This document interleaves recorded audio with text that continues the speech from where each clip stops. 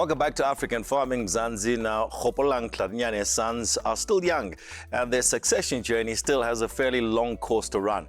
But there's no harm in starting early. Now, in fact, many farmers leave this critical process far too late. Today, our expert panel is going to give us all some advice on the various elements of succession planning that'll help ensure stability, sustainability, and longevity in a farming operation. Guys and lady, thank you so much for joining me. Ratselane from Afrivet. Thank you so much, Tony. Thank you for having me. Fantastic. From Vleissentraal, Lizemari, how are you? I'm good, and yourself? I'm fine, thank you. And also Praveen, how are you? Good, thank you. Great to be here. Fantastic. Thanks, good to see you as always. And Nico from Standard Bank, our banker. Are you well, sir? Very well, thanks. Fantastic. All right, Lizemari, may I start with you, please? How important is it for the next generation to keep that reputational value when it comes to livestock? You know, Tony, you can never start too early, especially when you want to give over the reins at some stage to your children or to a partner. I believe that moving through all the motions right from the get-go, either by genetics, selection, relations, where you market, where you buy your feed, who do you trust, where do you go for advice, you can never start too early, especially when you have children that needs to take over in the long run. A little bit of advice for those kids, maybe? Look what daddy is doing. Watch dad every single day, every morning. Yeah. Okay, Ratselane, you know, when it comes to the health of the animals as well, that's very important for those kids to start learning from the father, isn't it? True. That's correct, Tony. The issue of succession planning is very important. The story of Khopolang portrays the picture of what must happen going forward for all the farmers throughout the continent. They need to know when to vaccinate and for what. They need to know which health or a veterinarian or an animal health technician that they are working around. They also need to be taught. They need to attend the trainings as well. It has to be a very component that any person who's taking over needs to be trained.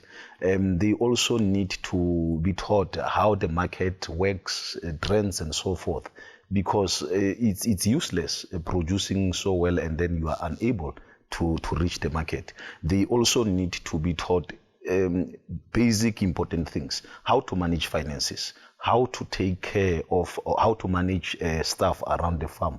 The issue of succession is very important. We cannot look elsewhere. Nico, talking about the, managing finances and everything, it's easier said than done, isn't it? And is it always easier to bring in let's say, an accountant or keep it in-house from a family perspective? I think, all the technical skills, you find that normally the handover process or on that side of the business normally has a natural progression, and that's where the kids start to pick up what's happening and what they need to do. But the more you move closer to the heart of the business, there where the money takes over, it's always something that it seems like the older generation thinks that level of decision making still remains with them, whilst the children is out there executing the practical stuff. And there's nothing per se wrong with it, but you have to at some stage get the new generation into the financial decision making, and more importantly, the strategic direction of the business. And that's where the difficult part sits. And I don't think it's necessarily limited just to agriculture. I think it's a human trait which makes it sometimes difficult to hand over those critical decisions that will determine the long-term life or death of your business to the younger generation. And that's where you need sometimes outside guidance to make sure that is guided in the right direction. So, Praveen, what I'm hearing from Nico is that, listen, learn to let go, let those reins go. But also you need to be practical about this, isn't it? Absolutely. Don't take for granted that, when you're ready to let go, somebody's going to be ready to take over.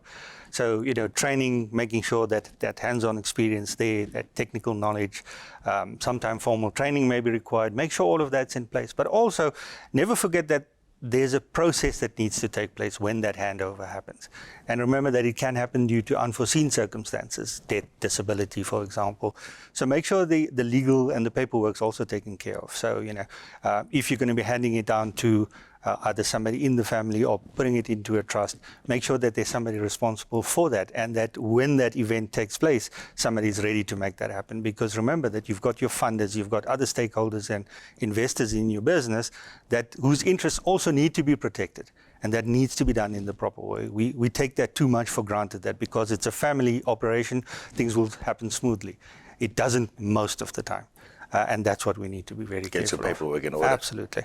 Ratselane, just a quick one from you, please, because just picking up on what's been said already, that the training, there's training on the field, you're learning from what you're seeing, but also when it comes to animal health, you need formal training. Exactly. 100%. That's correct.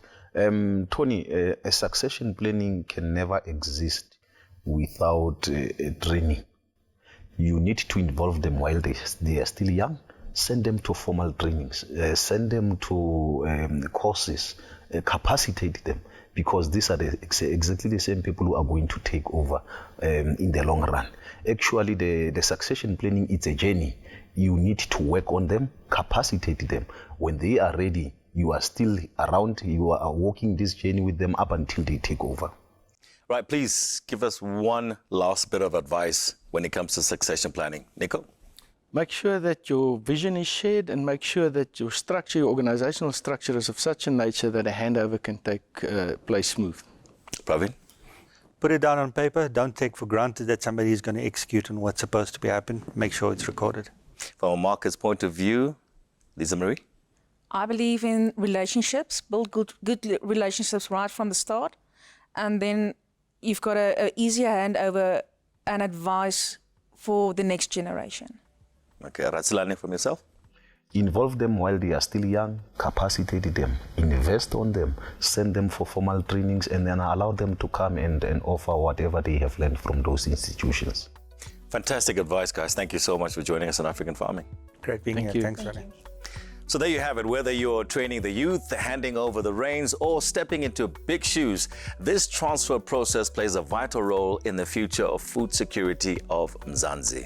We wish you all the success in the world. So catch us again next week, same time, same place. So find us on our social media pages using hashtag African Farming and on our website, africanfarming.com.